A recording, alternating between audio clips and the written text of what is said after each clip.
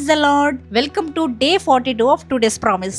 ఈరోజు ఈ ఎపిసోడ్లో దేవుడు మీతో మాట్లాడుతున్న మాట ఏంటి అంటే, a giver can gets a gift.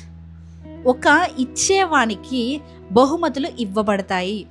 Okay, so మనం బైబిల్ అంతట్లో చూస్తే, కంప్లీట్గా మనం బైబిల్ అంతటిని రిఫర్ చేస్తే మనకు ఒక సారం ఉంటుంది. ఏంటి ఆ సారం అంటే, మనం బైబిల్లో ఎక్కడ చూసినా కూడా నువ్వు ఇచ్చి పొందుకో, ఎక్కడ చూసినా కూడా మనం అదే చూస్తాం.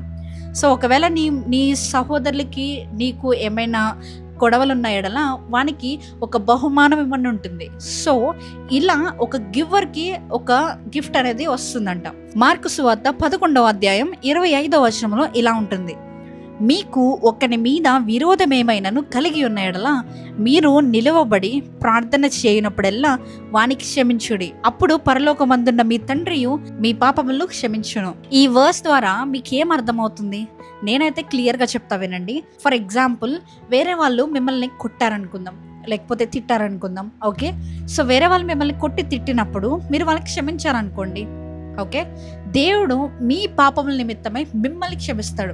అంటే ఇక్కడ ఏమవుతుందంటే, అక్కడ క్షమించిన వానికి ఒక గిఫ్ట్ ఇవ్వబడుతుంది. నువ్వు క్షమించావు కనుక దేవుడి నుంచి నీకు గిఫ్ట్ వస్తుంది. మనుషుల దగ్గర నుంచి కంటే దేవుడి నుంచి వచ్చే గిఫ్ట్ చాలా చాలా చాలా విలువైనది. సో దేవుడు మీతో ఏం మాట్లాడుతున్నాడంటే, మీరు మీ స్నేహితులకి, మీ సహోదరులకి, లేదంటే కనుక మీ చుట్టుప్రక్కల ఉన్న వాళ్ళకి ఇచ్చి చూడండి. మీ ఇంట్లో పాత పడిపోయిన క్లోత్స్ ఉన్నాయా, ఆర్ మీ ఇంట్లో ఏదైనా వాడని వస్తువులు ఉన్నాయా? Try to give others. వేరే వాళ్ళకి అవి ఉపయోగపడే వాళ్ళకి ఇవ్వండి. కొంతమంది ఉంటారు, ఎట్లా అంటే ఉపయోగపడని వాళ్ళకి ఇస్తారు. నో, అలా ఎప్పుడు చేయొద్దు. మీరు ఎప్పుడైనా కూడా ఏదైనా ఎవరికైనా ఇస్తున్నప్పుడు అది ఉపయోగపడే వాళ్ళకి మీరు ఇవ్వండి, అది ఉపయోగించుకునే వాళ్ళకి ఇవ్వండి. సో ఈ రోజు నుంచి మీలో ఎంతమంది ఈ పని చేద్దాం అనుకుంటున్నారో కామెంట్ సెక్షన్లో కామెంట్ చేయండి. Thank you so much for watching. Praise the lord.